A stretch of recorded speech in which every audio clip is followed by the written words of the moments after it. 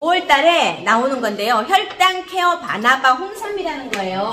근데 이제 우리가 미리 당뇨가 뭔지, 우리 엄마도 당뇨였고 뭐 언니도 당뇨 전 단계고 막 그런데 이거를 좀 우리가 미리 좀 알고 나면은 훨씬 사람들한테 얘기하기도 좋고 또 내 스스로 또 관리가 될 것 같아요. 그죠? 이 혈당 케어 바나바 홍삼인데 그러면 이제 첫 번째가 이제 혈당에 대해서 얘기할 거고, 두 번째가 바나, 첫 번째가 홍삼 얘기할 건데, 혈당이 이 얘기가 거의 90%, 요게 5% 이렇게 시간 배정이 될 것 같아요. 그러니까 오늘은 당뇨 혈당에 대해서 얘기할 건데, 혈당이 뭐냐면요, 혈이 뭐예요? 피. 당은 뭐예요? 설탕. 맞아. 설탕, 사탕. 맞아. 달달한 뜻이잖아. 당분. 그러니까 피에 당분이 들어있는 거예요. 그런데요, 우리가 이제 앞으로 나오는 단어들이요, 다 똑같은 단어가 있어요. 말은 틀린데 결론은 다 똑같은 거예요. 뭐냐면, 탄수화물. 이게 같은 말이 포도당. 그 다음에 글루코스. 영어로도 글루코스. 그 다음에 혈당. 얘네들은 다 같은 말이에요. 뭐 이 말이 굉장히 많이 나오거든요. 우리가 이제 힘을 내야 돼. 에너지를 내야 돼요. 그럼 우리가 뭘 해요? 뭘 먹어요? 밥 먹죠. 밥. 탄수화물 그러신 분은 좀 배운 분들이고 나는 밥이나 우리는 뭘 먹어요? 빵을 먹잖아요. 여기 안에 탄수화물이 들어있기 때문에 우리가 먹는 거예요. 이거를 먹잖아요. 그럼 우리가 이렇게 식도로 타고 위장으로 간 다음에 십이지장 거쳐서 이렇게 소장해서 너무 잘 된다, 그치? 이렇게 대장으로 해서 이렇게 쭉 하고 똥 찍 나오는 거예요. 근데 먹으면 여기서 위장에서 이제 소화가 되잖아. 그죠? 소화가 되는데 이 덩어리를 우리가 탄수화물이 필요해, 고기가 필요했을 때 고기 덩어리를 여기다 이렇게 올려놓으면 우리 몸에 들어가요? 안 들어가요. 그래서 우리가 입으로 집어넣어갖고 잘게 쪼개서 피를 타고 들어가서 우리 여기에 들어가게끔 하려고 자르는 그 소화 과정을 거치는 거거든요. 그래서 이제 밥하고 빵을 먹어요. 그러면 이렇게 입에서 먼저 이렇게 소화를 시키고 분해, 그 아밀라제가 나와서 벌써 분해를 하고요. 또 위장에 들어가가지고 또 이렇게 분해를 하죠. 근데 있잖아요. 여기가 십이지장인데 이 십이지장은요, 소장하고 다 같이 십이지장도 소장에 들어가요. 근데 이 십이지장은 따로 이름이 십이지장이라고 있어요. 손가락을 이렇게 하나, 둘, 셋, 넷, 다섯, 여섯, 12개 정도 놓은 그 손가락 12개 놓은 그 길이라 해서 십이지장이라고 하는데, 여기서 이제 음식물이 여기서 좀 짜게진 다음에 여기로 이렇게 오잖아요. 그럼 십이지장이 얼마나 중요한 일을 하냐면, 여기에 이렇게 여기에 뭐가 이렇게 있냐면요, 위장이 조금 더 이렇게 내려와야 되고, 위장이 조금 내려와야 되고, 뒤에 이게 뭐가 있냐면 여기에 췌장이라는 게 있어요. 췌장은 같은 말로 이자예요. 제가 밀크시슬 할 때 이 얘기를 했었거든요. 그럼 그때 뭐라냐, 이자야 나는 지금 뭐 어쩌고 하는데, 그 이자가 나는 탄수화물, 단백질, 지방을 3개를 다 분해할 효소를 나는 다 벌써 준비해놨어, 만들어놨어 이러면서 요로 십이지장으로 올 때 여기 구멍이 뻥 뚫려 있거든요. 요로 이렇게 슉 그 세 가지 그 효소, 소화 효소를 요로 쭉 보내줘요. 그럼 얘네가 이렇게 분해가 돼서 다시 소장으로 와서 또 분해가 되는 거거든요. 그러니까 췌장이 하는 일이 요거예요. 세 가지 소화 효소를 만들어서 요로 보내요, 십이지장으로. 얘네가 여기서 막 이렇게 분해가 되는 거고, 또 두 번째가 중요한 게 뭐냐면요, 호르몬이 나와요. 호르몬이 나오는데, 근데 호르몬이 어떻게 나오냐면요, 여기에 소화효소는 중간에 이렇게 관이 있어서 이렇게 나오는데, 호르몬은 어디서 나오냐면요, 이 췌장이 이렇게 있잖아요. 췌장이 이렇게 있으면 이제 관이 있어요.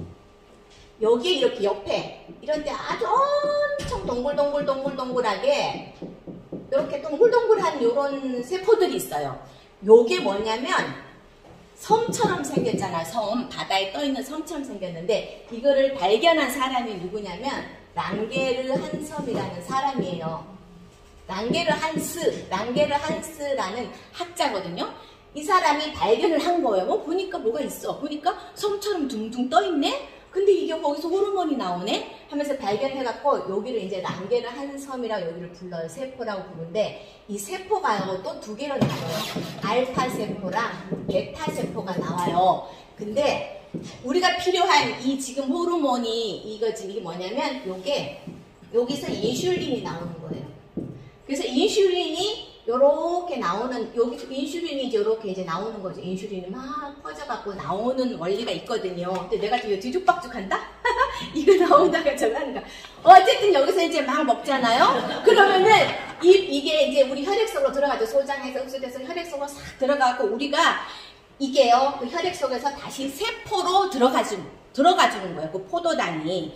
근데, 웃긴 거는 뭐냐면 이렇게 이게 세포가 이렇게 있어요. 이 바깥에는 혈관이에요. 이 바깥에는 혈관이에요. 여기 세포가 있어요. 이렇게 있다고 한번 쳐봐요.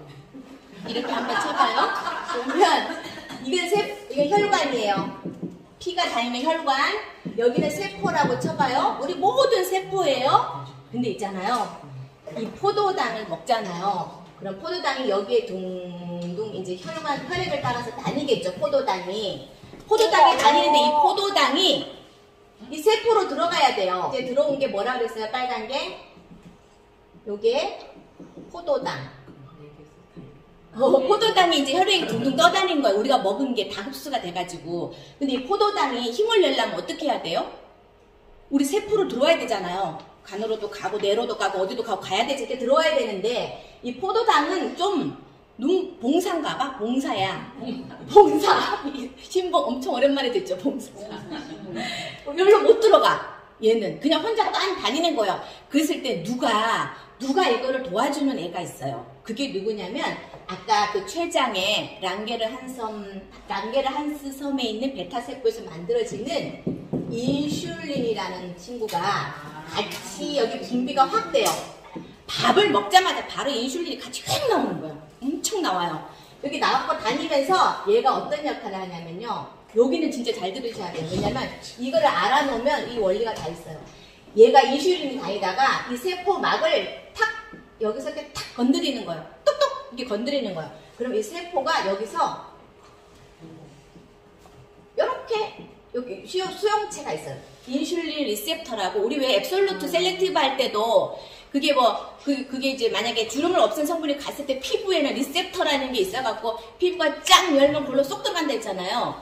여기에도 마찬가지로 이 인슐린을 받아들이는 인슐린 리셉터가 있는 거예요, 여기에. 그러면 인슐린이 탁 치면 얘가 쫙 열려요. 그러면 인슐린이 여기가 부착해서 쫙 열리잖아요. 그러면은 이런데 사방에서 문이 또 확 열려요. 문이 이렇게 열려. 세포에 문이 열리면서 여기로 누가 들어가겠어요? 포도당이 여기로 쇽 들어가는 거예요. 그러니까 인슐린이 세포를 탁 치면 탁 반응을 하면 여기에서 뭐 어떤 반응을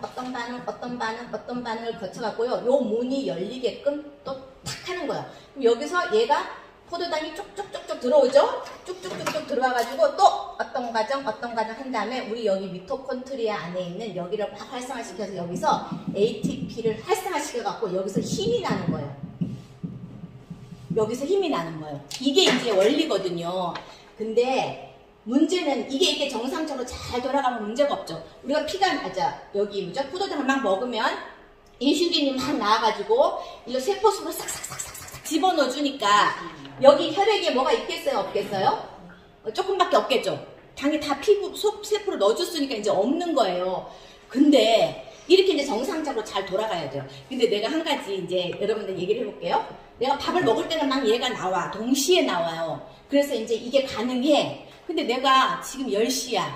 근데 내가 아침에 8시에 뭐 조금 먹고 지금 10시예요. 그러면 내 몸속에는 지금 포도당이 있을까요? 없을까요? 나는 지금 엄청 힘을 내고 하잖아. 제가 달리기 하는 것처럼 하고 있잖아요. 그리고 예를 들어 점심을 먹고 오후 3시에 체육 수업이 있어. 뛰어야 돼. 아니면 뭐 걸어야 돼. 우리가 가만히 앉아서 뭐 얘기하는 것도 에너지를 내야 되는데 먹은 게 없는데 어떻게 힘을 낼 거예요? 어떻게 힘을 내요? 어디서 힘이 날까 생각해 보셨어요? 맞아요. 저장을 해놔요. 여기서 인슐린이 너무너무 아주 알뜰한 가정주부야. 이게 이제 자기가 딱 들어오잖아요. 그러면 이 인슐린이 포도당을요, 한 60%를 저축을 해요. 그리고 40%만 막 쓰이는 거예요. 근데 이 60%를 어디다 저축을 하냐면은 간에 저축해. 간에 저축하고 근육에 저축하고 지방세포에다 저축을 해요. 1번, 2번, 3번 이렇게. 그리고 이거 있잖아요. 이렇게 외우면 돼요. 간이 글씨 한 글자잖아요. 근육이 글씨 두 개잖아요. 글씨가 점점 늘어나는 순서대로 하면 돼요. 이게 고등학교 저기 뭐죠, 생명과학이나 이런 데 엄청 나오더라고요. 간 이렇게 되는데 이런 데 저축을 딱 해놔요. 그러면 포도당은 여러분 이렇게 하나씩 똑똑똑 떨어지는 게 우리 왜 포도당이라 그랬잖아요. 제일 작게 돼야지 흡수가 되니까. 근데 여기 간에다가는 어떤 형태로 저장을 하냐면요.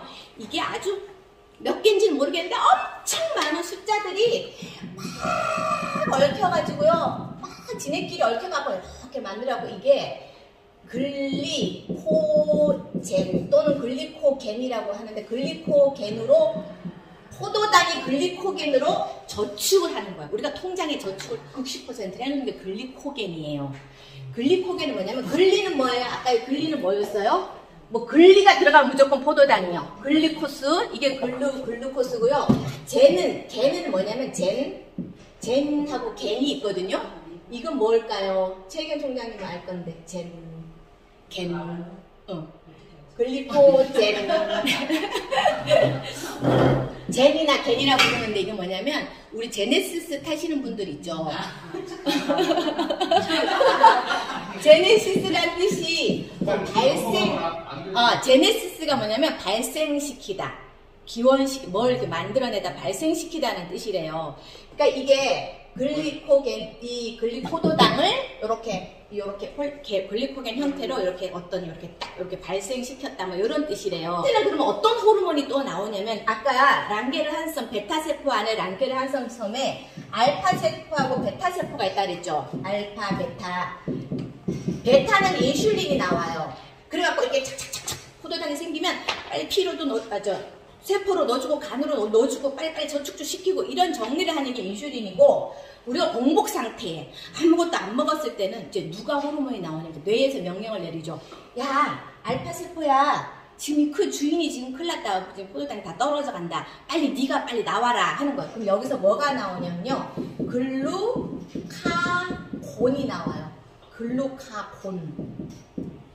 이것도 글루가 들어가니까 뭐 글루코겐 이런 걸 연관이 되겠죠. 이 글루카곤이라는 호르몬이 이제는 막 나와요. 나가갖고 어떡하냐면 이 간에 가가지고 이 글리코겐, 포도당을 압축파일로 뭉쳐놨던 거기에서 날라리 떨어뜨려. 포도당으로 알라리 떨어뜨려갖고 우리 혈액으로 다시 넣어주는 일을 하는 게 글루카곤이에요. 호르몬이에요. 두 가지 호르몬, 그죠? 여기까지는 조금 그렇게 생소하지만 좀 재밌죠? 네. 안 재밌냐? 나는 엄청 재밌는데. 글루카곤이 나와서 다시. 그러니까 우리 몸은요, 항상성인데, 항상성이 뭐냐면 항상 일정하게 하는 게 항상성이에요. 혈당이 내가 예를 들면 70, 80, 90 이하 이렇게 된다고 하면은요, 70에서 90까지 된다고 하면 70, 80, 90, 70, 80, 90을 항상 유지하게끔 항상성이 돼야 되는 거예요.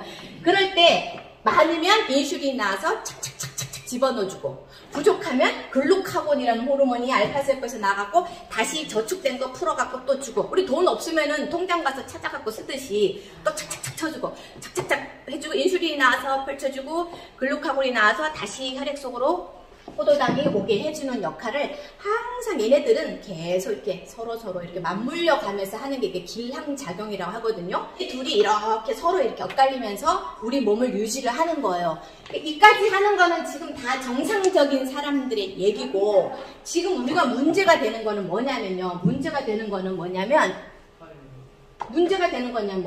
혈당. 여기에 포도당이 너무 많대. 혈당이잖아요. 너무 많대. 왜 많을까요? 첫 번째 이유가 뭐냐면 인슐린이 이 포도당이 나온 만큼 나와갖고 빨리 정리를 해야 되는데 인슐린이 부족한 경우가 있고, 또 두 번째가 있어요. 인슐린 저항성. 요런 것도 여러분들 많이 들어보실 거예요. 인슐린 저항하는 거예요. 저항은 오지 마! 막는 게 저항이잖아요. 이 두 가지가 제일 큰 이제 이유인데 어떻게 저항성이 이루어지냐면요. 요거는 지울게요. 여기서 8시, 10시 내가 왜 쓴 거지? 이제 이게 두 가지가 이유예요. 왜 그러냐면 포도당이 왔어요. 근데 어떤 경우냐면 포도당이 적당히 밥을 이렇게 먹어야 돼. 그래가지고 인슐린이 적당히 나와서 이렇게 분해가 돼야 되는데 아침 먹고 점심 먹고 저녁 이렇게 먹으면은 뭐 적당히 되는데 아침 먹고 빵 먹고 점심 먹고 떡 먹고 저녁 먹고 참으로 국수 먹고 치킨 먹고 만두 먹고 바로 이거야. 그리고 인슐린은 혈당은 이렇게 올라갔다가 내려갔다 올라갔다 내려갔다 이렇게 해서 밤에 이렇게 있다가 여기 이제 70이죠. 70, 80 이렇게 많이 올라가면 100 뭐 많이 올라가봤자 140, 150 이렇게 돼야 되는데 밥을 뭐 계속 들어와. 그러니까 입에 달고 사는 거야. 그러면 어떻게 되냐면요. 얘가 이렇게 되면 인슐린이 올라갔는데 안 떨어져 또 올라가. 또 올라가. 이렇게 되는 거예요. 이렇게. 그러니까 이게 무슨 이렇게 되니까 인슐린이 만들어낸다고 췌장세포에서 자기는 열심히 한다고 하는데 거기 못 미쳐. 그러면 부족한 경우가 되는 거예요. 그러면 혈액 안에 포도당이 더 많이 돌아다니게 되는 거예요. 그리고 인슐린 저항성은 뭐냐면 여기 인슐린이 여기 왔어요. 왔는데 똑똑 세포야 문 좀 열어봐. 근데 얘가 처음에는 열었겠죠. 한 번만 살짝만 우리가 착 건드려도 남편이 옛날에는 살짝만 건드려도 이러면서 샥 문이 열린단 말이에요. 아 이건 계획한 것도 아닌데 갑자기 생각이 나요. 이게 뭐 우리가 어떻다 그래요? 민감하다 그러잖아요. 인슐린이 우리가 민감성이 있는 거예요. 민감성이 높아야 돼요. 이게 탁 해놓으면 탁 열려야 되고 그래야 되는데 이게 2개, 3개가 인슐린이 계속 두드려도 얘가 안 열리는 거예요. 리셉터가 수용기가 안 열려요. 그래서 이제 예를 들면 인슐린이 5개를 가져왔을 때 여기가 문이 열린다고 치면 이번에는 야 내가 더 썼다 20개 가져왔다. 그래야 이제 열리는 거야. 그러다가 그래도 자꾸 20개를 이렇게 자꾸 손을 이렇게 만져. 그 다음에 손이 무뎌지잖아. 그 다음에 신랑이 탁 건드려도 이 느낌이 와요? 안 오잖아. 그러면 계속 이렇게 만지는 거야. 이렇게 만지다가 그 다음에 이것도 무뎌져. 그 다음에 손을 만져도 느낌이 하나도 없어. 그러다가 이번에 인슐린이 이번엔 내가 100개 가져왔어. 인슐린 100개 가져왔어. 문 좀 열어봐.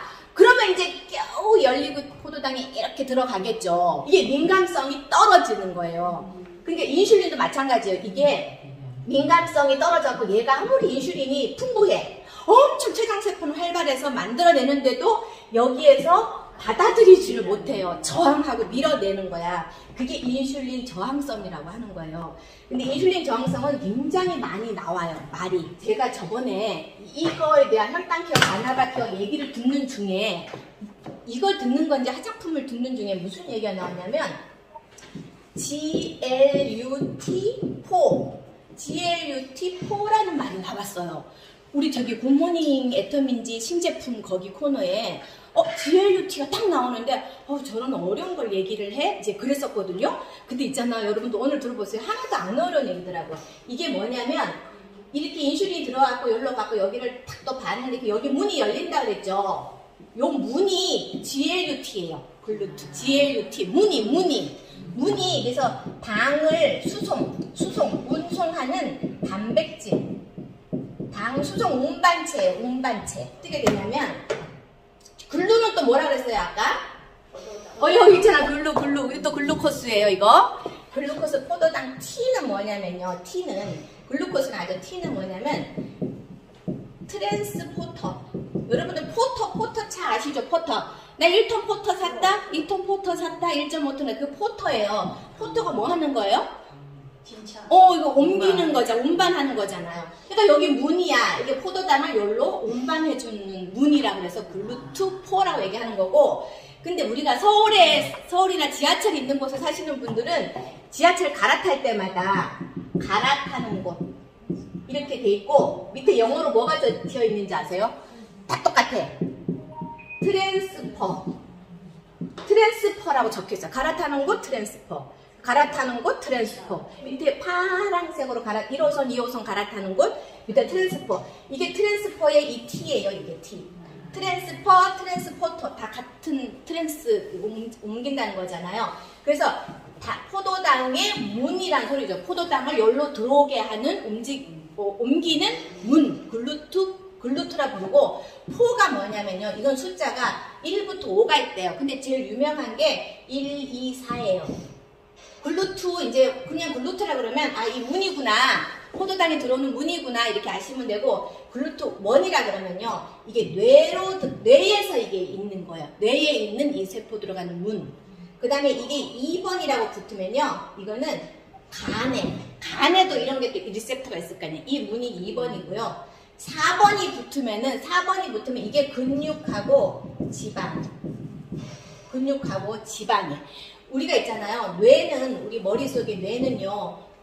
거의 있잖아요. 탄수화물만 에너지로 쓴대요. 거의. 다른 것도 좀 쓰겠지만 하여튼 이게 탄수화물 포도당이 거의 이것만 쓴다고 해도 과언이 아니래요.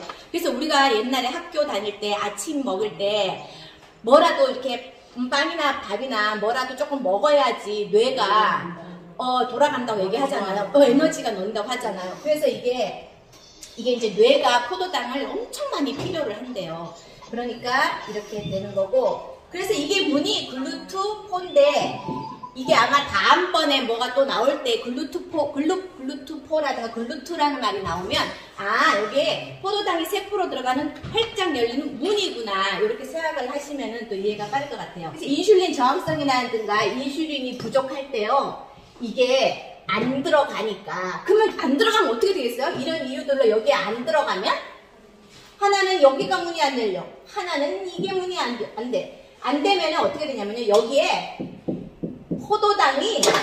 포도당이 못 들어가고 먹기는 계속 먹어, 주인이. 근데 아까보다 어때요? 엄청 많아지는 거예요. 이리로 못 들어가니까. 근데 이게 못 들어가니까 계속 이렇게 다녀. 그러니까 피는 막 다르니까 끈적끈적해져요. 그러다가 이게 너무 많아져갖고 이제 소변으로, 좀 심해지면 이제 소변으로 나오잖아요. 이게 사탕 당자에다가 변은 소변 변자 해가지고 당뇨. 소변 요자고 당뇨병이 생겨요. 소변으로 넘쳐나면 이제 당뇨병이라고 진단을 하는 거예요. 그러니까 혈당이 높다, 또 당뇨병으로 된다는 건 다 연관이 되는 거죠. 그리고 이제 당뇨병의 증상이 뭐냐면요. 이것도 재밌더라고요. 첫 번째가 다식도 많이, 일단 저는 이렇게부터 할게요. 다뇨. 소변을 많이 봐요. 소변을 많이 보고, 두 번째가 물을 많이 먹어요. 네, 세 번째가 얘기하신 음식을 많이 먹어요. 그 다음에 이제 체중이 감소를 해요. 다뇨는 이게 얘가 있잖아요. 이 포도당이 넘친다 그랬잖아요. 당이 넘쳐 어디로 나가요 이제? 너무 많으니까. 소변으로 빠지겠죠. 소변으로 나가는 게 당뇨병이라고 그랬잖아요. 근데 왜 소변으로 나가는데 이 포도당이 그냥 소변에 섞여서 나가면 되지. 왜 이렇게 소변을 자주 볼까요? 이 포도당하고 탄수화물은요, 누구랑 친하냐면 물하고 친해요. 물. 왜냐면 이름에 이게 숫자가 물이에요. 수화. 타는 탄소란 뜻이고 수화가 물로 된다 이런 뜻이거든요. 그러니까 얘가 물이랑 엄청 친해요. 내가 한 가지 질문 내볼게요. 탄수화물, 포도당의 고향은 어디일까요? 고향. 뭐 청주, 전라도 뭐 이런 거 아니고. 고향이 어디냐면요. 얘가 뭐라고 얘기해야 되지? 고향을 해볼게요. 포도당의 고향이 어디냐면, 여러분들 중학교 때 광합성이라는 거 들어봤죠? 네. 광합성 작용이 뭐예요? 빛이 들어와서 뭔가 합성 변하는 거잖아요. 이 탄수화물의 고향은 어디냐면 식물의 잎이에요. 식물의 잎. 어떻게 하냐면 이게 식물이 이렇게 뿌리가 이렇게 있어요. 잎이 이렇게 있어요. 그러면 이게 뿌리를 통해서요. 뭐가 올라올까요? 맞아요. 물이 이렇게 올라와요. 수분이 올라오잖아요. 그럼 수분이 이제 잎으로 들어와요. 그리고 잎에서는 이 수분하고 뭐를 더하냐면 공기 중에 나쁜 거 뭐예요? 이산화탄소. 그래서 집 안에 이거 뭐죠? 이런 나물들을 많이 놓는 이유가 걔네가 우리 이산화탄소를 갖고 들어가는 거예요. 그러면 이 수분하고 물하고 이산화탄소가 만나잖아요? 그럼 어떻게 되냐면 얘가 여기서 빛을 받아. 햇빛이 쨍쨍쨍쨍 햇빛이 쨍쨍쨍쨍 내리대잖아요? 그럼 이 안에서 무슨 일이 발생이 되냐면 여기서 무슨 일이 나면 얘가 산소가 나와요. 어메 우리가 좋아하는 산소가 나와요. O2 산소가 나오고 여기에다 또 뭐가 발생이 되는지 아세요? 여기서 이제 포도당이 발생이 되는 거예요. 포도당이 뭉쳐지면 이제 녹말이나 탄수화물이 되는 거잖아요. 그러니까 이게 여기 잎이 여기서 포도당이 발생이 되어 있는 거예요. 여기에. 그러니까 우리가 밥을 먹으면은 어때요? 거기에 탄수화물이 많죠. 왜 많아요? 벼도 식물이잖아요. 벼에서 나온 거잖아.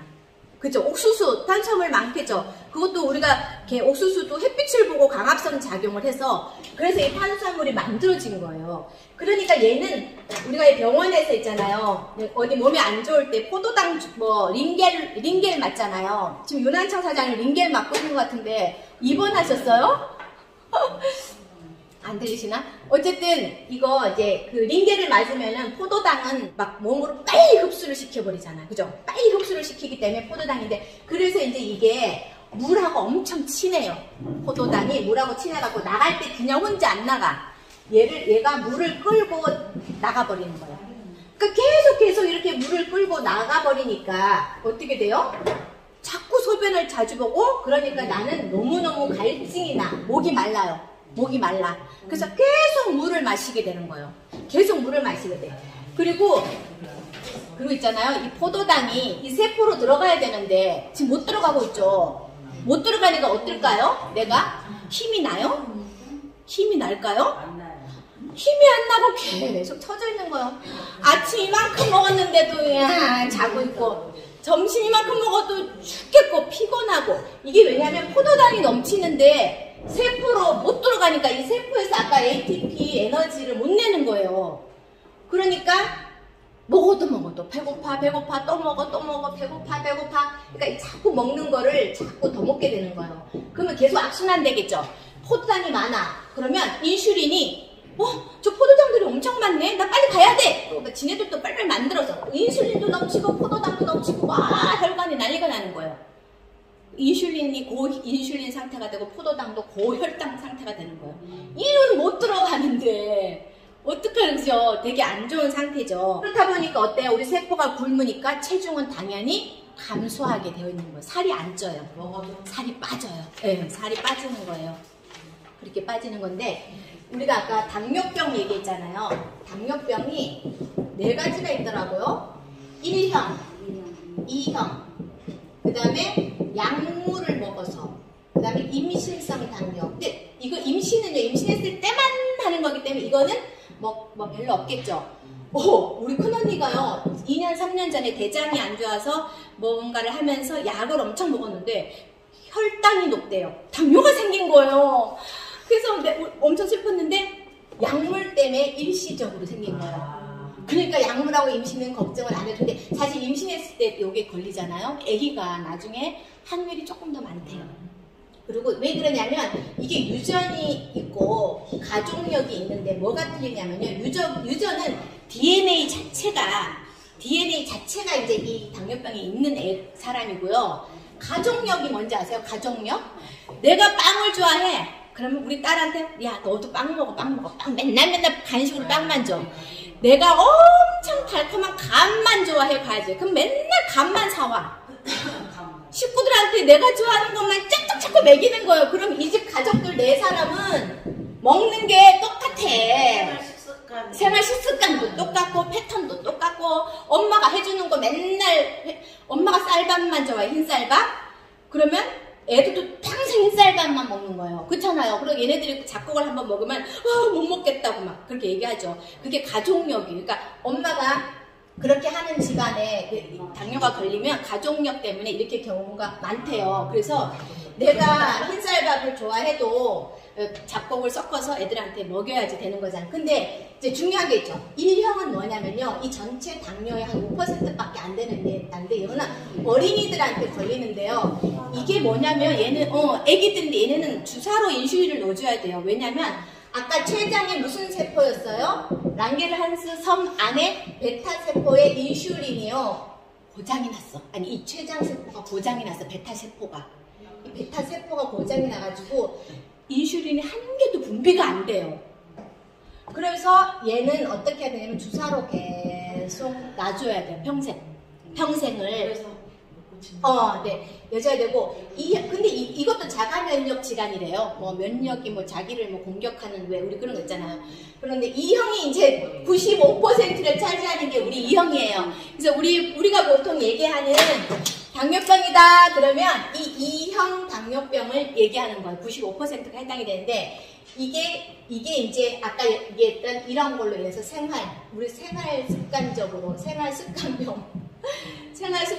일으키는 이 형이에요. 그래서 어떤 인슐린 저항성 이거가 이제 원인이 뭐냐면요. 아까 그랬죠. 민감도가 떨어져.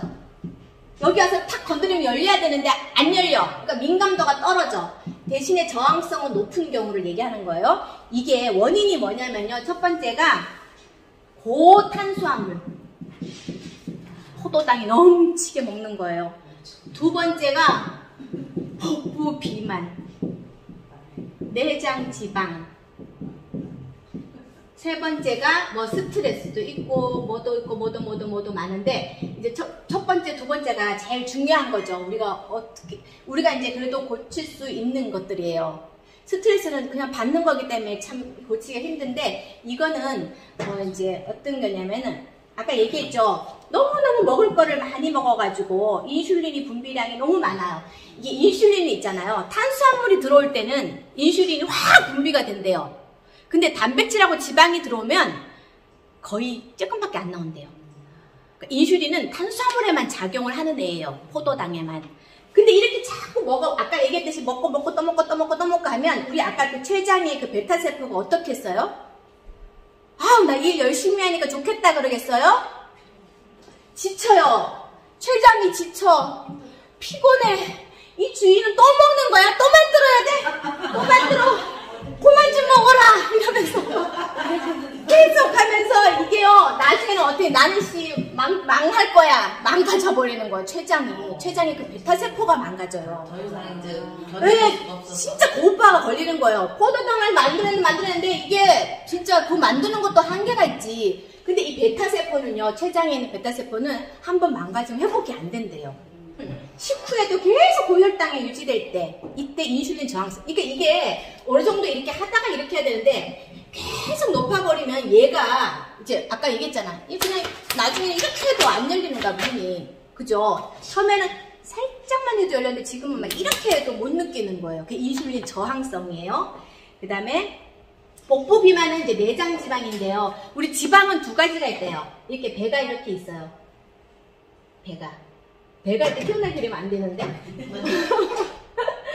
배가 이렇게 있잖아요. 그러면 이 피부 바로 밑에 있는 거는 피하지방이고요. 내장지방은 어디냐면 이게 피하지방이 이렇게 두툼하게 쌓인 거예요.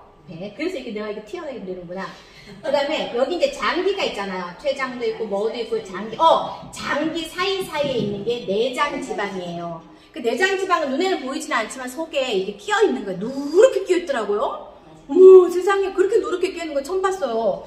그렇게 끼어있는 거. 나는 그럼 여기가 뭐예요? 이게 원피스를 못 입게끔 내 배가 이렇게 나오는 거는 이건 피하지방이고 내장지방은 이제 검사에서 나오는 거더라고요. 근데 이게요. 내장지방이 여기에 많아지잖아요. 세포에 많아지면 얘가 인슐린이 들어와서 탁 치는 그 민감도를 떨어뜨리는 거예요. 얘가 둔하게 만드는 거예요. 그리고 왜 안 좋았냐면 이제 포도당이 다 써가지고 우리가 운동을 이제 움직여야 되니까 간에서 내쓰고 막 이게 쓰잖아요. 그래서 다 썼어. 간에서 쓰고 근육에서 다 힘을 내서 다 써서 다 쓴 다음에 마지막으로 모자랐을 때 어디에서 꺼내 쓰냐면요. 여기 이제 지방에서 꺼내서 에너지를 만드는 거예요. 그러니까 우리가 조금 어느 정도 좀 굶어줘야지. 아우씨, 우리 주인이 먹을 것도 안 넣어주네. 아이, 빨리 지방아, 너 빨리 풀어. 그러고 얘가 나와가지고 우리한테 힘을 내주는 대체제 역할을 해주는 거예요. 근데 우리 주인은 이 지방을 쓸 일이 없어. 왜냐면 맨날 포도당을 잘 넣어주니까. 자꾸 먹으니까 이 지방이 꼼짝도 않고 있는 거예요. 그러니까 적당히 먹고 내가 어느 정도 굶었을 때 또 운동을 해주고 하면은 이 피하 지방, 이 지방들이 어떻게 써요? 아유, 빨리 네가 이제 풀 차례야. 네가 풀 차례야. 빨리 나와. 그래서 얘네들이 쓰이는 거예요. 근데 중요한 거는 얘네들이 나올 때요. 어떻게 나오냐면은 아주 어떤 지방산으로 이렇게 쪼개져서 나오는데 이 지방산이 다니면서요. 에너지로 쓰이니까 여기 있는 이 포도당들이 지네들이 이제 쓰일 일이 없는 거예요. 그러니까 이 혈당이 여기 안에 포도당이 안 없어지고 계속 있고 높아지는 거예요. 조금 어렵죠. 근데 결론은 뭐냐면 이 내장 지방이 이 인슐린이 몸 안으로 탁 여는 걸 못 열게끔 하는 게 내장 지방이에요. 내장 지방이 지방에서 나오는 것들이 여기서 지방이 샥 분리돼서 나오면서요. 나오면서 우리 몸을 아주 안 좋게 하더라고요. 그러니까 힘을 내주는 건 좋은데 지방도 열량을 내주는 건 좋은데 그게 이제 좀 많아지면 안 좋은 거. 인슐린 안 들어가게 해주는 제일 첫 번째 주범이 탄수화물, 두 번째가 복부 비만, 세 번째가 스트레스인데요. 스트레스는 왜 당뇨를 올리냐 하면은 스트레스를 엄청 받잖아요 우리가. 그럼 이 뇌에서 무슨 교장이 아니고 교감이 나서 이번엔 교감이 나서 이거 아재 개그 같은 게 재밌죠. 아재 개그 교감이 나와가지고 교감신경이라는 데서 이제 뭔가 물질을 내뿜는 거예요. 이제 스트레스를 받으면 우리가 스트레스 호르몬이 뭐가 나와요? 코르티솔이라는 이 스트레스 호르몬이 막 나와요. 그럼 우리 몸은 이 경직 상태가 되면서 야 큰일 났다. 우리 주인이 지금 비상 상태야. 우리 주인이 지금 스트레스를 받아서 너무 힘든 상태야. 빨리 포도당 빨리 너 이거 빨리 나가서 좀 빨리 좀 위로 좀 보내주고 해줘라. 그러면서 우리 몸 안에 포도당을 넘치게 해요. 포도당이 많이 생기게 하는 거예요. 그래서 이게 많이 생기면 인슐린 저항성이 덩달아서 오는 거죠. 그래서 스트레스를 적당히 받는 거는 우리가 일의 효율도 높여주고 좋은데 너무 많이 이게 지금 이런 상태는 아주 많이 받는 경우요. 많이 받으면은 혈당을 확 높이는 역할을 한대요. 그렇게 되니까 스트레스 조심하셔야 되고요. 그 다음에 혈당이 이렇게 급상승. 우리가 이제 어떻게 되냐면 혈당이 보니까 저는 이거를 우리가 병원에 가면은요 혈당 검사하잖아요. 피 이렇게 하잖아요. 이제 공복으로 얘기하는 거예요. 저녁 밤새도록 굶고 아침에 와가지고 검사했을 때 126부터 당뇨래요. 당뇨 126부터 당뇨고 그 다음에 99 밑으로는 이건 정상. 그리고 100부터 125 요 사이에 있는 분들은 이제 당뇨 전 단계인 거죠. 당뇨가 될 수도 있고 그 다음에 됐을 때는 일로 왔을 수도 있고 그 다음에 됐을 때 일로 왔을 수도 있고 왜냐하면 이게 그 전날 먹은 거가 따라서 이게 들쭉날쭉 하기 때문에 이게 이제 요렇게 되는 거거든요. 요렇게 돼야 되는데 내가 예를 들어서 아침을 안 먹었어. 저 정말 잘못 생각하고 있는 게 있었어요. 제가 아침을 안 먹고 왔었거든요. 안 먹고 와서 점심을 먹으면 내가 위로를 하는 거야. 나 아침 안 먹었으니까 점심 좀 많이 먹어도 돼. 이러면서 밥을 이만큼씩 먹는 거예요. 많이. 그래서 폭식을 하게 되는 거예요. 그러면 우리 췌장이 갑자기 그냥 막 이게 고혈당으로 치솟아 오르는 거예요. 그래서 폭식하는 게 제일 안 좋은 거예요. 폭식이. 근데 이게 근데 제가 아침에 뭐라도 조금 먹고 나오잖아요. 확실히 11시 반, 12시가 돼도 그다지 고프지가 않아요. 그러니까 그렇게 조금이라도 요렇게 나눠서 드시는 게 이제 좋은 거고, 그 다음에 흡수가 이제 혈당이 빨리 올라가는 이유가 아주 흡수가 빨리 되는 음식을 먹었을 때, 그다음에 포화지방산, 막 육류, 기름 부위, 막 이런 거 있죠. 이게 안 좋은 기름은 뭐냐면 우리 실온에 여기 이렇게 실온에 놔뒀을 때 얘가 굳는 거. 우리 몸이 몇 도예요, 온도가? 36.5도인데 이거를 그러니까 우리 온도보다요. 높은 동물 고기가 있죠. 높은 고기. 돼지요? 높은 돼지. 우리 온도보다 낮은 고기가 있어요. 낮은 고기. 오리. 그래요? 그냥 얘기한 이게 오메가3 할 때 얘기를 했었는데, 우리 몸이 36.5도예요. 피가 뭐 그렇다고 쳐봐요. 그러면 이 높은 곳에서 활발하게 이렇게 고기로 자기가 뛰어놀던 애들은 잡아서 우리가 먹으면, 아이고, 이 사람 속은 너무 차갑네? 자기는 예를 38도에서 놀았다 하면, 우리 몸이 36도로 오면 어떡해요? 아우, 여기 왜 이렇게 추워? 1도가 낮네. 그래서 얘가 굳어버리는 거예요. 그래서 안 좋은 거예요. 생선이 왜 좋으냐면, 생선은 차가운 바닷물에서 자라잖아요. 그럼 그 추운 데서도 이 기름이 여기 껴서 자기 몸을 보호하고 거기서도 기름이 있었단 말이에요. 그런데 우리가 이제 오메가3 먹을 기름을 먹잖아요. 그럼 얘는 추운 곳에서도 이렇게 잘 있었어. 그럼 내가 36.5도에 들어오면 어때요? 여기 엄청 따뜻해, 이 사람. 이러면서 거기서 더 녹아요. 이렇게 더 부드럽게, 더 이렇게 녹아버리는 거예요. 그래서 우리가 이렇게 생선이라든가, 아까 오리라 얘기하셨죠? 네. 오리도. 소고기도 길 것 같은데? 소고기는 아니에요. 소고기 아닌 것 같아요. 그래서 이게 실온에다가 뒀는데, 그러니까 그 약간 굳는 것들은 우리 몸속에 들어와도 완전히 굳어버리는 거예요. 그래서 안 좋은 거예요. 이런 것도 먹었을 때도요, 혈당을 확 높여버리는 역할을 하고요. 또 뭐냐면, 내가 잠을 못 잤을 때도 혈당이 높아져요. 왜냐면 아까 잠을 못 자면 우리 몸이 뭘 받아요? 스트레스 받는다 그랬죠. 스트레스를 받으면 거기서 아까 또 호르몬 뭐가 발생이 돼요? 코르티솔이 분비되죠. 그러면 또 우리 몸이 이 사람이 지금 오늘 힘든 상태구나. 빨리 포도당아, 빨리 너 나가서 빨리 에너지를 주라 하면서 포도당을 높이는 역할을 하는 거예요. 그래서 안 좋은 거예요. 그래서 혈당을 관리하는 제일 좋은 방법이 뭐냐면, 첫 번째가 뭘까요? 뭐 여러 가지가 있겠지만 첫 번째가 운동. 2번 먹는 거, 식품. 이제 크게 이렇게 나누잖아요. 우리가 이제 운동을 막 하면 이 연료가 필요하잖아요. 기차도 빵빵빵 가려면 기름을 넣듯이 우리가 운동을 막 하면 여기서 포도당이 많이 쓰여요. 포도당이 막 쓰이기 때문에 우리가 운동을 많이 하고 포도당을 여기서 없애야 돼요. 근데 있잖아요. 이게 어떤 분이 이래요. 어떤 의사. 저 이거 하면서 한 의사는 한 3, 40명 거 본 것 같고, 약사도 한 40명은 본 것 같고, 고등학교 생명과학도 본 것 같고, 엄청 많이 보는데, 이 사람 저 사람 다 얘기하는데 다 공통점이, 오늘 한 게 다 공통점이에요. 근데 이게 포도에 쓰이는데, 근데 중요한 거는 또 뭐냐면요. 아까 여기 왜 인슐린 수용체가 이렇게 열려야지 인슐린이 들어가잖아요. 근데 어떤 의사가 어떤 논문에서 봤는데 이렇게 얘기를 하는 거예요. 이걸 실험을 했는데 운동을 했어요. 이 사람이 근력, 지구력 운동을 했어요. 운동을 했는데 여기 인슐린이 없는데도요. 이게 열리더래요.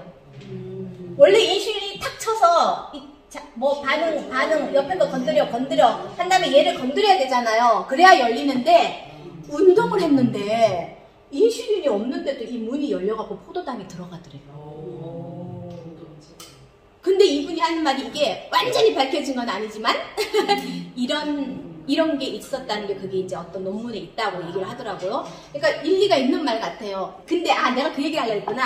어떤 분이 이래요. 운동을 여러분들 막 오늘 4시간 했어.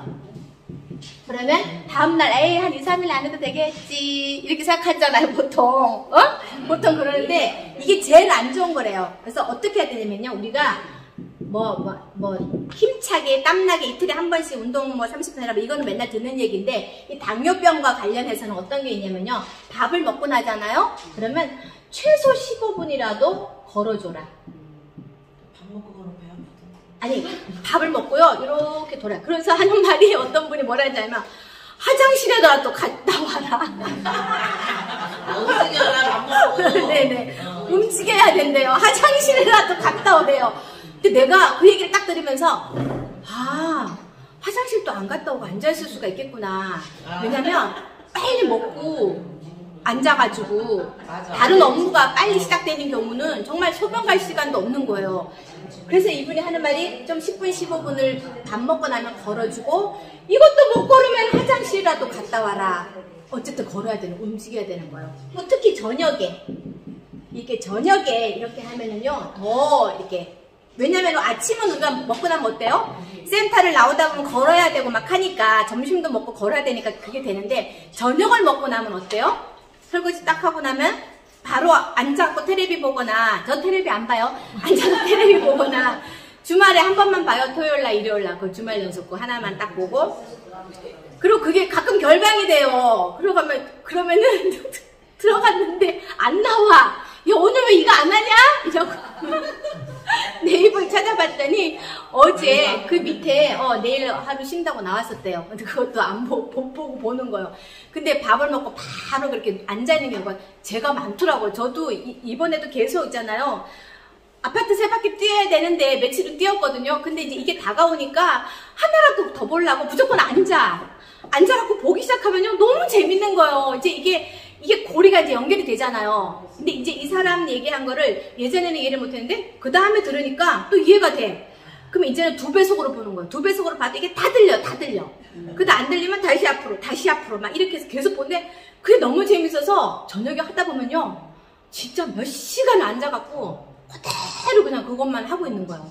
그러니까 내가 하면서도 이걸 들으면서 내가 움직여야 되는구나. 큰일 났다 이거. 나 당뇨 걸리면 어떡해. 유튜브 잘 되고 나 당뇨 걸리는 게 좋아요? 안 되잖아. 그죠? 유튜브 안 해도 내가 당뇨 안 걸려야 되는데 내가 진짜 조심해. 근데 이게 사실은요. 그건 핑계인 것 같아요. 그 15분, 20분 그죠? 그 잠 좀 덜 자면 되는데 이 게으른 사람 혈당 관리에 좋은 게 여러분 GI 지수라는 거 들어봤죠? GI 지수. G가 뭐예요? 아까 여기 있던 거 이거 글루코스. E는 인덱스라 그래갖고 이게 포도당 그 지수에 얼마나 포도당이 우리한테 올려주느냐. 어떤 음식이 있어요. 이게 GI 지수 내가 얘기한 거 있는데 어딘지 기억나는 사람 유튜브 우리 제품 중에서 어디에서 얘기했냐면요.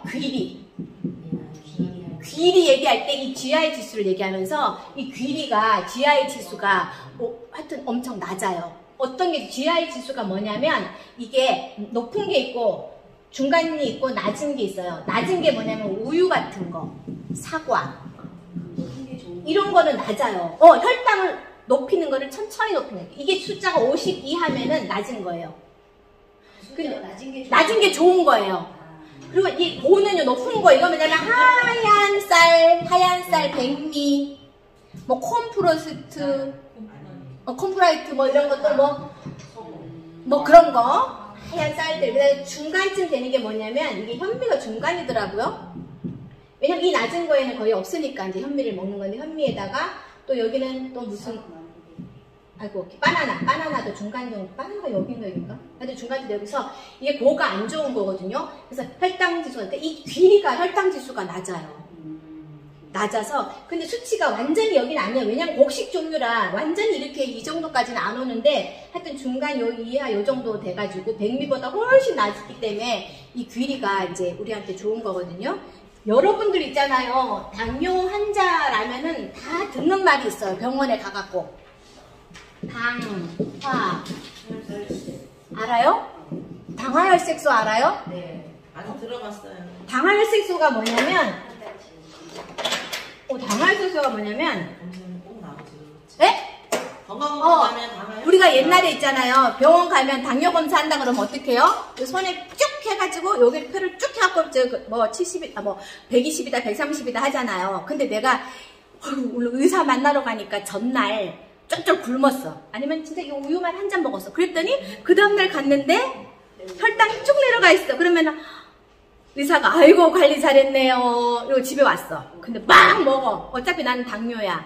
근데 아니면 그 전날 내가 막 엄청 안 좋은 걸 먹었어. 근데 갔는데 갑자기 혈당이 높아. 그러니까 이거 매일매일의 체크는요. 내가 그 전날 뭘 먹었냐 아니면 뭘 했냐에 따라서 혈당이 완전히 이렇게 뒤죽박죽 바뀔 수가 있거든요. 근데 이 당화혈색소는 뭐냐면요. 이건 그러니까 그 맨날 체크하는 거는 쪽지 시험이고 당화혈색소는 기말 시험이래요.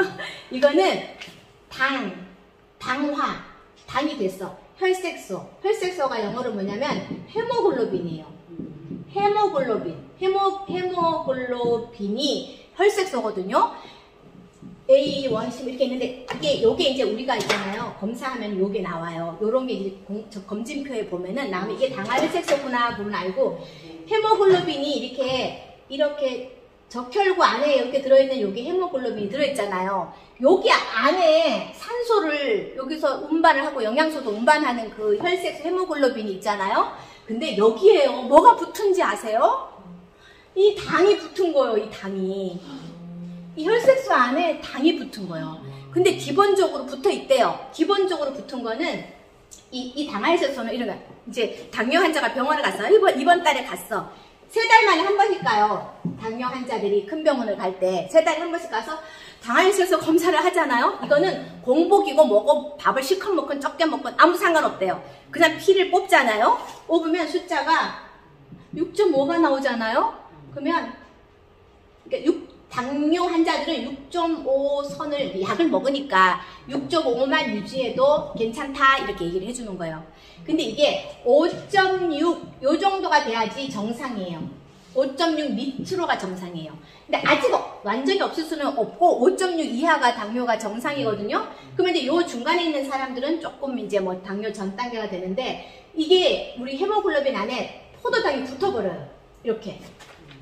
포도당이 붙어갖고 얘가 당화가 되는 거예요. 헤모글로빈이 당이 붙어갖고 당화가 된 게 이게 100개 중에 6개 정도가 붙으면 이게 안 좋은 거예요. 당뇨가 있는 거예요. 그리고 이게 엄청난 숫자는 수천 개가 되겠죠. 근데 이거를 그냥 계산하기 좋게 100개라고 쳤을 때 5%, 5개한테만 당이 붙었다 하면 얘는 정상이야. 근데 예를 들어서 100개 중에 내가 7개, 8개가 붙었다. 100개 중에 8개가 붙었다 하면 당화혈색소 8이라고 부르고 8%라고 부르고 당신은 엄청 심한 겁니다. 그리고 이게 5에서 6으로 가고 6에서 7로 갈 때마다요. 우리가 손으로 피해서 뽑는 이거가 거의 한 40씩 높아진대요. 수치가. 그러니까 내가 혈당이 100이었는데 140, 180. 이 숫자 하나하나가 엄청 큰 의미예요. 그래서 이게 6.5이면은 진짜 좀 이제 당뇨가 있는 거죠. 그래서 그러니까 적혈구가 보통 몇 달 만에 있다가 없어져요? 거의 100일, 120일, 두세 달, 3달마다 없어지잖아요. 없어지니까 이거를요, 검사를 거의 3개월마다 하는 거예요. 2개월마다. 왜냐면 그 전에 붙은 애들은 죽잖아요. 왜 3개월 있다 없어지니까. 또 새로운 애가 붙고 하니까 3개월마다 검사하는 이유가 헤모글로빈이, 적혈구가, 그 피가 3개월마다 죽으니까 그렇게 하는 거고. 그 다음에 여러분들 저혈당이 뭔지 아세요? 저혈당 있으신 분 계세요? 근데 당뇨병이 없는데 저혈당이 있는 경우는 별로 없고요. 어떤 경우가 있냐면 약 드시는 분, 그 다음에 인슐린 주사, 이거 약으로도 안 돼가지고 나중에는 주사를 맞잖아요. 우리 엄마도 주사 맞았거든, 몇 년 동안. 여기다 이제 본인이 여기 지방, 피하 지방에다가 본인이 이렇게 쭉 넣고 이렇게 당뇨 하는데, 이게 어떤 경우냐면 내가 난 당뇨 높은 거 싫어, 낮출 거야 그러면서 막 굶어. 2끼, 3끼를 굶어요, 이 사람이. 그럼 혈당이 팍 떨어지죠. 근데 주사는 또 주사대로 놔. 그러면 이게 저혈당이 되는 거예요. 그럼 혈당이요, 원래 70 정도까지가 정상인데 70에서 99가 정상인데 60, 50으로 떨어지잖아요. 그러면 이제 막 쇼크가 온대요. 식은땀이 나고 막 어지럽고 쇼크가 오면서 나중엔 죽을 수도 있대요, 저혈당이. 그리고 약 먹는 분들도 약은 꼬박꼬박 드시면서 에너지를 섭취를 안 해줘가지고, 우리가 이번에 나오는 거는 식품이잖아요. 식품은 어떤 일을 하냐면, 새로 나온 혈당표 반화병사의 모습을 보면 여기를 잘 열리게 하는 거예요. 요 문들이 잘 열리게 하는 역할을 하는 게 이번에 나오는 제품이에요.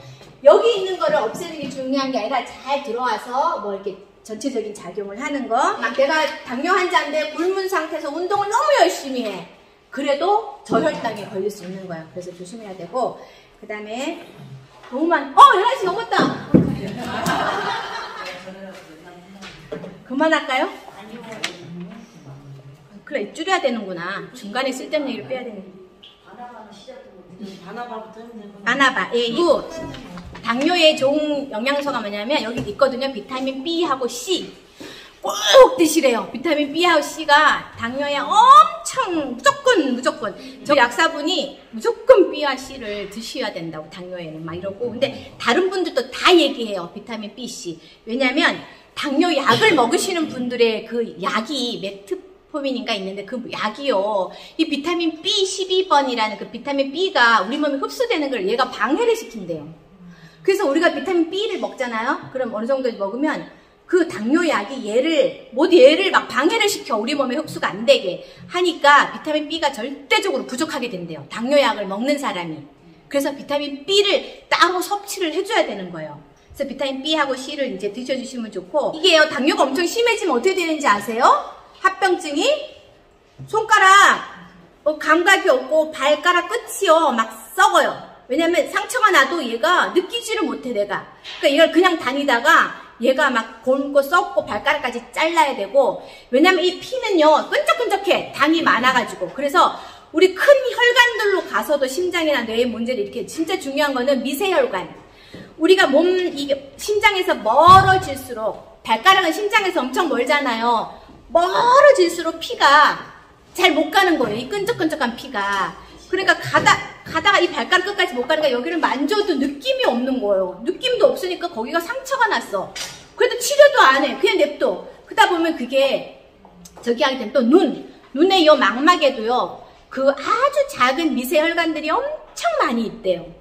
그래가지고 일로도 못 오는 거야. 그래서 피가 이게 막 터지기도 하고요 하면서 이 눈이 안 좋아지는 거예요. 먼저 눈이 안 좋아지고 발가락 같은 데도 안 좋아지고 또 콩팥 그 신장 거기도요 엄청 많은 혈관들이 엄청 많이 있대요. 그래서 이제 그쪽 부분도 이제 문제가 생기는 거죠. 근데 우리 이게 나오는 바나바가 뭐냐면요. 어떤 분이 이래요. 바나바 홍삼 이거거든요. 이거 바나바 홍삼 이 안에 몇 개 들었는지 아세요?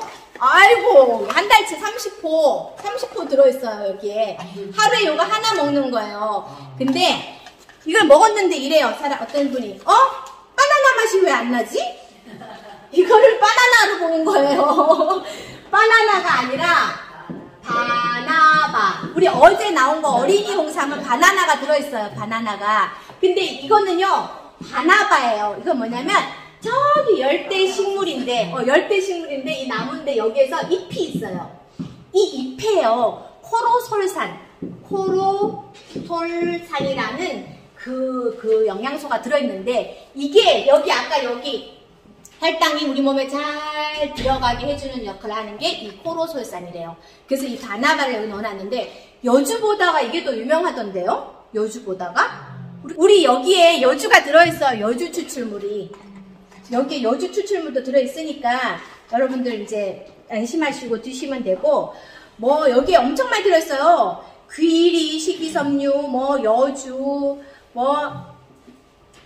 뽕나무잎 추출물, 이런 거 쭉 들어있거든요. 그러니까 다 혈당을 낮춰주는 것들 여기다 들어있거든요. 그러니까 여기 이제 그거 바나바 잎도 들어있고요. 그 다음에 또 홍삼이 들어있어요. 홍삼.